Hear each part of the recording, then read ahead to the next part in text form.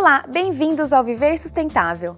O Brasil produz por dia uma média de 240 mil toneladas de lixo. Porém, menos de 3% vai para a reciclagem.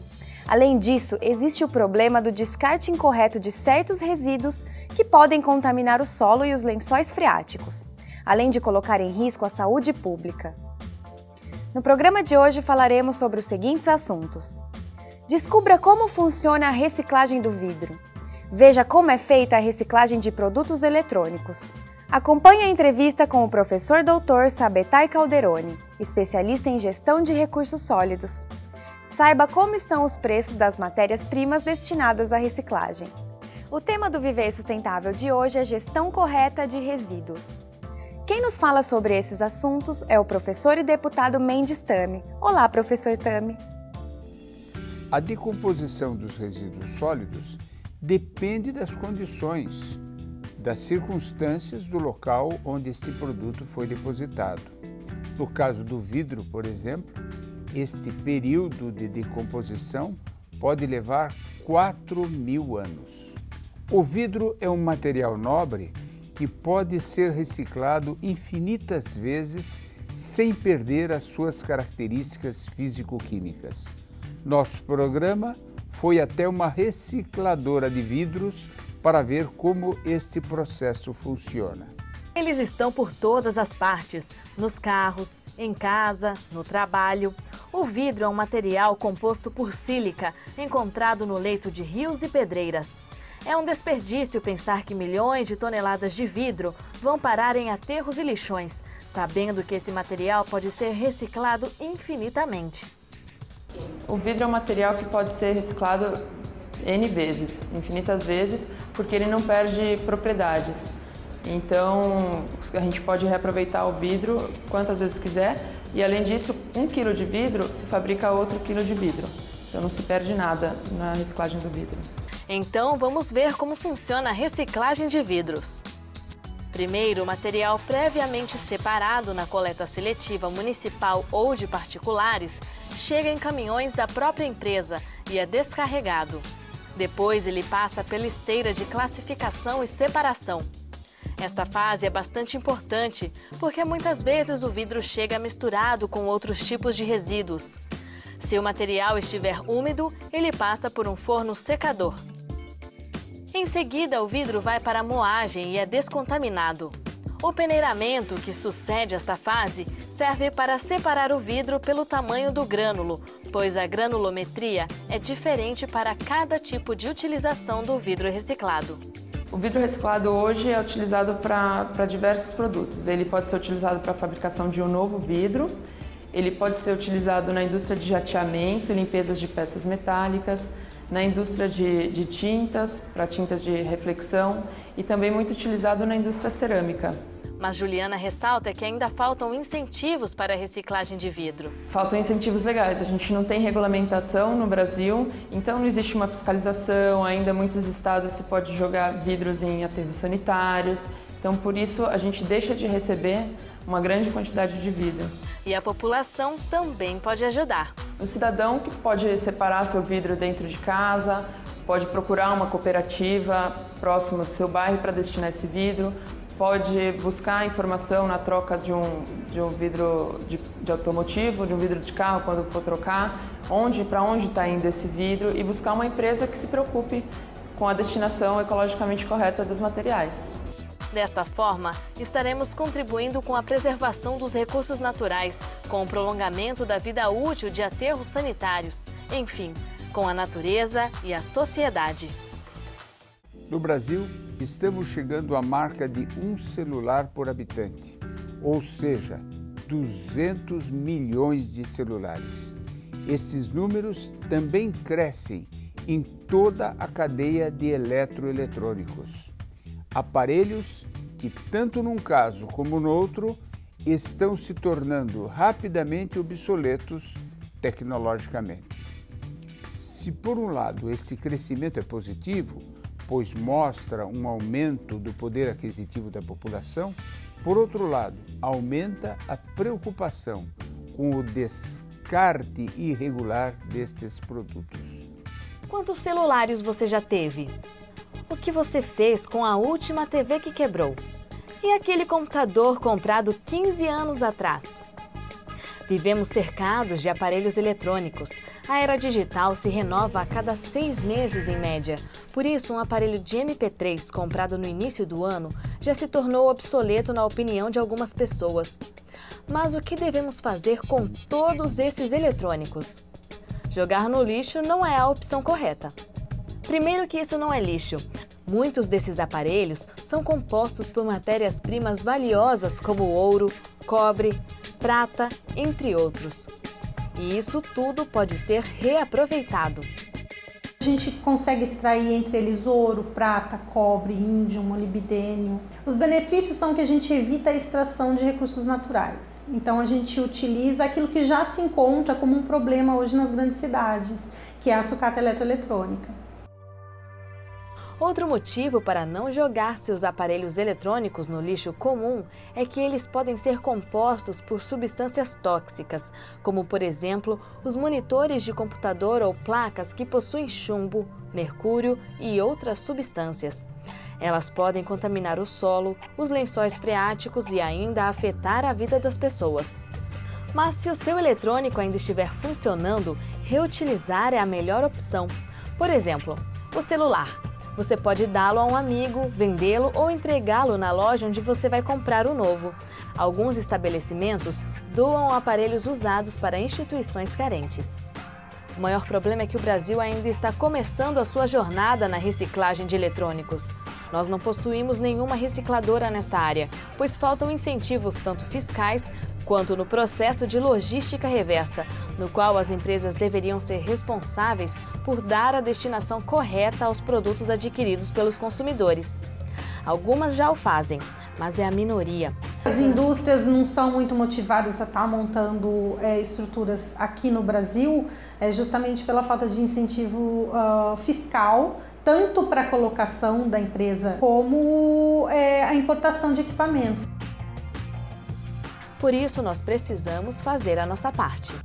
Não perca no próximo bloco a entrevista com Sabetay Calderoni. Não saia daí, o Viver Sustentável volta já. Olho vivo, consumidor. A incineração de 10 mil toneladas de resíduos pode criar apenas um emprego. Mas a reciclagem da mesma quantidade pode proporcionar a ocupação de 40 pessoas. Então, incentive a reciclagem e os empregos verdes. Assim você estará contribuindo com o meio ambiente e com a sociedade.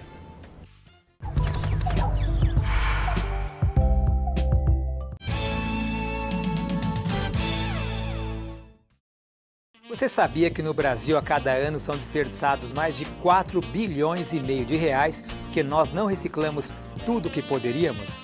Apesar de sermos o país que mais recicla latas de alumínio no mundo, os outros materiais ainda são pouco reciclados no Brasil.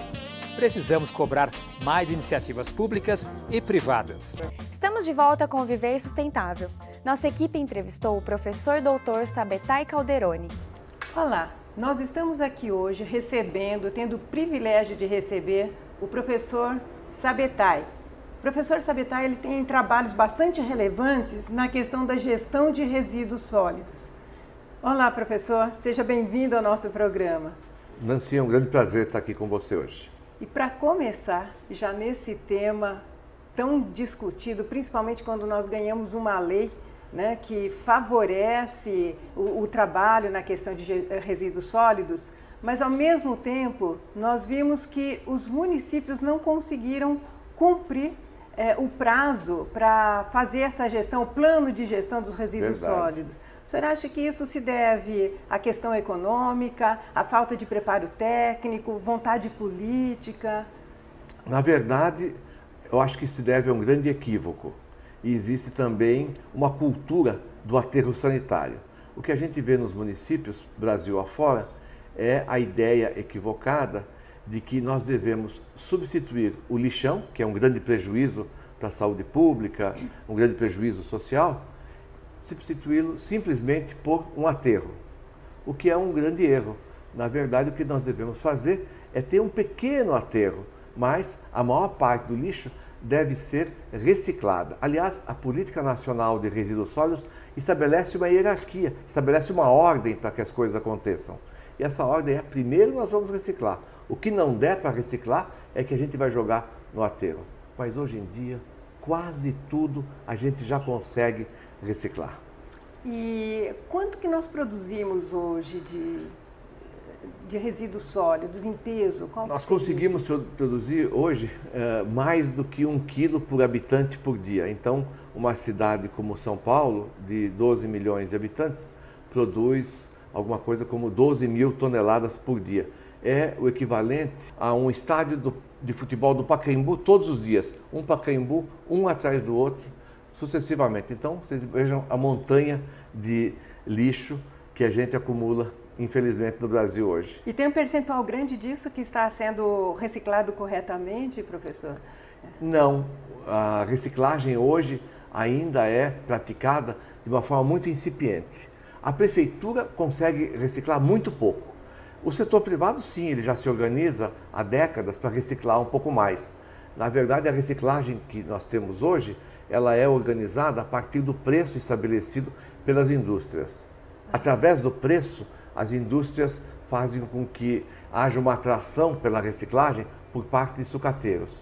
E os sucateiros também estabelecem um preço que mobiliza os catadores. Então, a indústria, os sucateiros e os catadores, todos juntos fazem essa cadeia de reciclagem hoje. Mas isso não representa uma percentagem ainda suficiente, não. Tá. E fala-se muito na parceria público-privado, né? Na questão da gestão dos resíduos sólidos, né? O que o senhor pensa a respeito disso? Realmente é uma solução ou é uma solução só para as grandes cidades? Realmente a parceria público-privada é uma grande solução e não é só para as grandes cidades. A primeira pergunta que você me fez sobre por que os municípios não estão ainda praticando tanto a reciclagem, não estão ainda envolvidos nesse processo, tem a ver muito com a questão da parceria público-privada. A parceria público-privada, chamada PPP, é uma forma de evitar que os municípios tenham que fazer investimentos. Porque o grande medo dos prefeitos é ter que gastar dinheiro.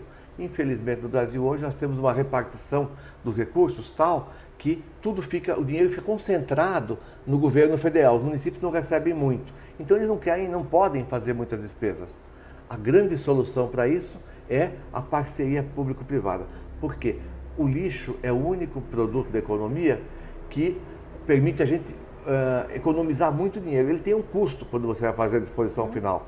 Custo de transporte, quando você vai descartar o lixo, e custo também de aterramento. Aquele que recebe o lixo no aterro cobra. Então isso é um custo grande para os municípios. Eles têm medo de aumentar ainda esse custo, que já é alto. Então a parceria público-privada chega aqui num bom momento. É o momento em que livra os prefeitos de terem que gastar. Os investimentos na reciclagem podem ser feitos todinhos, ou quase todos. A prefeitura entra, digamos, só com o terreno. Os investimentos são feitos pelos parceiros privados. O empresário faz esse investimento. E aí ele consegue, a partir do aproveitamento econômico do lixo, porque tem muito dinheiro no lixo. Lixo, na verdade, é interessante dizer isso para o telespectador, lixo representa um equívoco do nosso olhar. Não existe lixo. O que existe é um conjunto de matérias-primas preciosas que a gente está descartando equivocadamente. O que a gente deve fazer é aproveitar esses recursos fantásticos e fazer a reciclagem, fazer muito dinheiro com isso. É o que o empresário vai fazer com esses investimentos. E compartilhando os ganhos com as prefeituras e dando muito emprego também e renda para a sociedade, para catadores, inclusive. Professor, ao mesmo tempo, nós ouvimos falar muito e nós sabemos que tem as associações dos catadores. Como que fica na parceria público-privado o interesse e o trabalho dessas associações? Dá para conciliar tudo isso? Não só dá para conciliar, como dá para dar um salto qualitativo. Dá para a gente melhorar muito a situação dos catadores. Hoje, pensa-se em aproveitar o trabalho dos catadores apenas na triagem, na separação do lixo. E eles se sentem orgulhosos, muitas vezes até, porque não conhecem outra forma de trabalhar, em separar, por exemplo, o plástico em fardos, eles depois prensam aquilo, fica um cubo e vendem por R$1.000 a tonelada. E esse trabalho só de separação e prensagem, ele é a única forma de aproveitamento que as pessoas conhecem, a maior parte das pessoas só conhece isso como forma de aproveitar o trabalho dos catadores. Quando, na verdade, o aproveitamento maior, melhor do trabalho dos catadores é na efetiva reciclagem, não na triagem, não na separação só do lixo, mas sim no processamento dele. Então, esse cubo de plástico deve se transformar num saquinho plástico. Ele vai vender a R$1.000 para alguém que vai vender a R$20.000 um saquinho plástico depois. É muita coisa, o ganho é muito grande e o investimento necessário não é tão grande. E além do mais é feito pelos empresários, numa parceria público-privada. Então a ideia que os economistas chamam de agregação de valor nada mais é do que aproveitar aquela matéria-prima, aquele fardo de plástico e transformar ele num produto como, por exemplo, o saquinho plástico que todas as prefeituras usam nas salas de aula, usam nas escolas, nos postos de saúde, em todos os prédios públicos, diminuindo também os custos da prefeitura. A ideia é usar o trabalho do catador num processamento de nível mais alto. Então, eleva o padrão educacional deles, o padrão profissional e não deixa eles numa tarefa, às vezes até um pouco ineficiente, de ficar numa esteira tentando separar o lixo, até se confundir. Mecânico, né? Um trabalho mecânico que não é criativo. E acho que nessa linha ainda, o senhor tem uma obra que são os bilhões perdidos no lixo, que acho que vem de encontro com esse raciocínio, e onde o senhor coloca que, além de produzir energia, ou melhor que produzir energia, nós poderíamos estar reciclando, que acho que vem nessa linha do que o senhor está falando. É verdade. Algumas pessoas pensam, assim, muito bem lembrado por você, pensam muitas pessoas que o ideal é pegar esse plástico que está no lixo, papel, às vezes até material de poda de árvores, e até no entulho vem muita madeira, queimar tudo isso e fazer energia. Certo. Esse é um grande erro. O que a gente deve fazer é o aproveitamento desses materiais. Sob o ponto de vista da geração de energia, nós conseguimos fazer muito menos energia queimando do que se a gente fizer um outro produto. Por exemplo, o plástico, a gente consegue aproveitar só 10% do que ele tem lá de calor guardado nele, que eles chamam de poder calorífico, né? O calor que ele tem guardado nele, eu aproveito só uns 10% se eu fizer a queima. Mas se eu fizer um outro produto de plástico, eu consigo evitar mais de 70% do consumo de energia. Então é muito maior o ganho da sociedade em termos de energia quando eu faço um outro produto a partir do lixo em vez de queimá-lo. Gostaria também que o senhor falasse para nós de dois resíduos que são extremamente importantes dentro dessa linha, que é a compostagem, por exemplo, de podas de árvores que o senhor citou e que isso está ali na prefeitura, né? Eu acho que tem um volume razoável, e também de entulho, né? Ah, sim, muito bem lembrado. Realmente, com relação à compostagem, ela é muito, muito importante. 2/3 do lixo que nós produzimos em nossas casas é o lixo que a gente chama resto de comida, aquele lixo orgânico. Esse resto de comida, esses 2/3, imagina só, tem muita água lá dentro. Metade disso tudo é água. Se ele representa 2/3 do total do lixo e metade é água, quer dizer que 1/3 do problema do lixo já fica resolvido se nós retirarmos a água. E a compostagem nada mais é do que pegar esse total de resíduos que a gente chama de orgânico, de resto de comida, e colocar em alguns montinhos. E nesses montinhos, dentro de um cimentado com uma leve inclinação, a água vai escorrer, um pouquinho vai evaporar e a água vai sair. Podemos tratar essa água, não virou aquele líquido que chamam de chorume, né, que é uma fonte de poluição. E aí a gente tem o aproveitamento ainda dessa água, o reuso, que está faltando hoje, mas mais importante que sobra um fertilizante a partir desse processo de compostagem. É um processo natural. E tão antigo, né? Muito um processo muito antigo também. Você tem razão, milenar esse processo, é muito antigo e isso se faz com muita eficiência. Aproveitamos e resolvemos 2/3 de todo o problema do lixo domiciliar com a compostagem e evitamos que as prefeituras tenham que comprar adubo, comprar fertilizante por aí. Ainda economiza para a prefeitura e resolve o problema de transportar isso. Nós estamos transportando água, infelizmente. Quem não faz compostagem transporta água a um custo muito alto e ainda tem que enterrar água para virar chorume, um material poluente. Então essa é a questão do composto. Mas você me perguntou também... Também do entulho, porque tem muito entulho de obras e talvez, acredito que não esteja sendo utilizado da maneira mais adequada. Dizem até, Nancy, que cada 3 casas eu poderia fazer uma 4ª casa com os resíduos, com o entulho que sobra. E não seria interessante em programas habitacionais, por exemplo? Sim, você tem razão. Programas habitacionais, a prefeitura pode aproveitar para fazer o tijolo, nós podemos aproveitar para fazer blocos de cimento, podemos aproveitar não só no programa habitacional, um programa de pavimentação, ele fica na base do asfalto, podemos aproveitar como um programa de saneamento, por exemplo, a prefeitura pode fazer manilhas, bocas de lobo, pode fazer guias, sarjetas, postes, podemos fazer ponto de ônibus, lajotas para calçamento, podemos fazer vigas e colunas para viadutos e pontes, uma infinidade de artefatos podem ser feitos a partir do entulho que hoje é gerado, muita gente não sabe disso, numa proporção muito maior do que a de lixo domiciliar. Nós geramos mais ou menos 1 kg de resíduos domiciliares por dia e 1,5 kg de entulho por dia. É muito mais entulho gerado do que o lixo domiciliar. Então temos que aproveitar isso. É muita coisa e depende de uma conscientização, de uma cultura política também. Sim. Né, que é um material de muito valor que nós estamos jogando fora. E que as prefeituras podem aproveitar para o programa habitacional. É o programa Me Entregue Seu Entulho e eu vou lhe devolver uma creche, uma escola, um posto de saúde e uma casa popular. Que ideia maravilhosa, né? É simples fazer.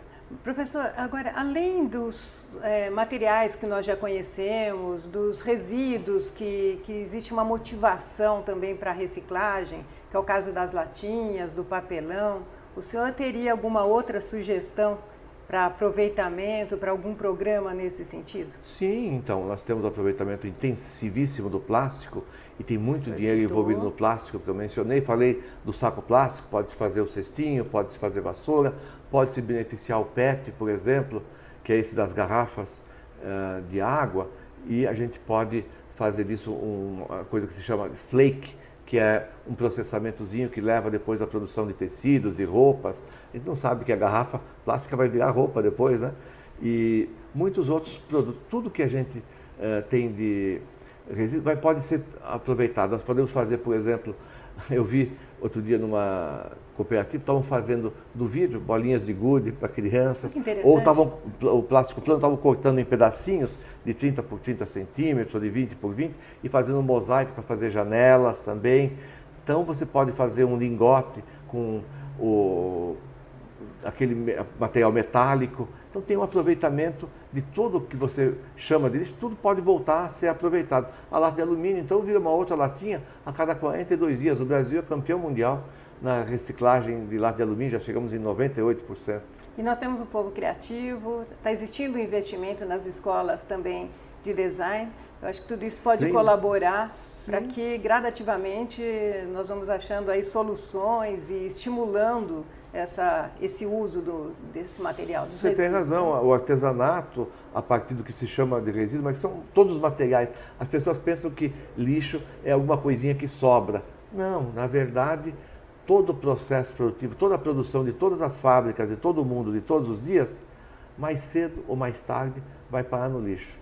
Uma camisa, um celular, um óculos, tudo isso pode demorar um pouco mais, um pouco menos, mas vai acabar no lixo. Então, lixo vai receber tudo que nós estamos produzindo. Todos os materiais estão lá. Então, nós podemos fazer de tudo com aquilo que está no lixo. Muito bem. Para finalizar, professor, queria saber qual a recomendação que o senhor daria para vereadores, prefeitos, mesmo as donas de casa e prefeituras que têm aí um volume de resíduos sólidos para se integrar, para realmente que a gente consiga mais resultados nessa gestão, que é um problema para todos nós e pode ser uma solução também para todos nós. De fato. A sugestão que eu deixaria para as prefeituras, eu resumiria numa única palavra: reciclagem. Pratiquem a reciclagem. Procurem implantar centrais de reciclagem integral do que vocês chamam, o que nós todos chamamos hoje de resíduos. Se nós praticarmos a reciclagem, implantarmos centrais de reciclagem, a coleta seletiva vai fazer sentido, porque hoje as pessoas estão separando e se sentem traídas quando estão vendo que depois o lixo é misturado e jogado no aterro. Então, vamos fazer a coleta seletiva ser uma coisa consequente, vamos aproveitar isso tudo numa central de reciclagem, vamos beneficiar tudo que chegar na central, vamos dar emprego para todos os catadores e para muitas outras pessoas. Os catadores ainda são em número muito pequeno, perto de todo mundo, todas as pessoas que precisam trabalhar nas centrais de reciclagem. Vamos fazer a parceria público-privada, vamos envolver os empresários, vamos cobrar impostos depois desses novos negócios que a reciclagem pode proporcionar. Isso pode ser feito também na casa de cada um de nós, podemos fazer a compostagem nas composteiras, tudo isso é possível. Vamos praticar a reciclagem.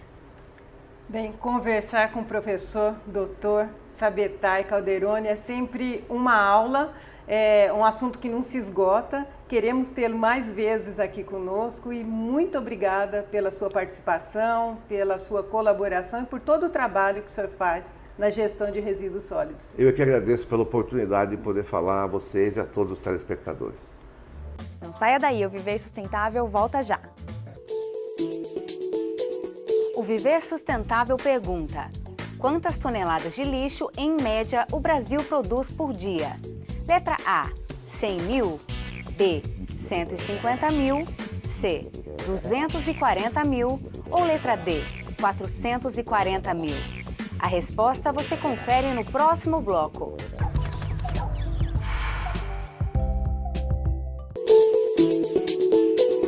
No bloco anterior, o Viver Sustentável perguntou quantas toneladas de lixo, em média, o Brasil produz por dia.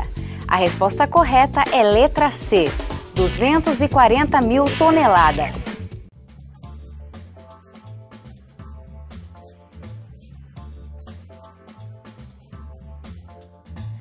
Preço da tonelada do material destinado à reciclagem para a cidade de Cuiabá. Papelão, R$ 250. Latas de aço, R$ 180. Alumínio, R$ 2.700. Plástico rígido, R$ 850. E PET, R$ 1.700. Participe você também do nosso programa.